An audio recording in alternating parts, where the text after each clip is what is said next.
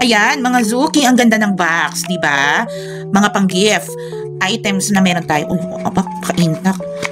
Ayun, wow! Well, actually, hindi to kasama, ha? Hindi ko alam bakit may ganitong earrings. Pero thank you, thank you, thank you. Pero ito talaga yung item natin. So, pag bumili ka sa shop na to, check nyo sa basket, may possibility bigyan ka rin ng freebies na hikaw. Ang bigat nito. Okay, hindi siya totoong gold, mga Zuki, ha? Stainless steel siya, so hindi siya nangungupas. Okay, stainless steel siya. Tapos tingnan nyo, ito talaga yung item natin. Initial na bracelet. So ito letter J, kasi yung pagbibigyan ko nito, letter J, ang start ng name niya. Ang ganda, may mga bato-bato pa siya. Tapos ayan ang haba din kasi meron siyang allowance. Stainless steel to, mga Zuki, ha? Magandang klase siya, hindi siya agad nagfe-fade, tsaka hypoallergenic siya, ayan, ganyan siya. Ang ganda, ang taray. Ang ganda-ganda niya, di ba? Tapos kasya ba siya? Kasya sa akin, mataba ako, mga Zuki, ha? Usually ang mga bracelet na sinusuot ko, 8 inches, 8.5.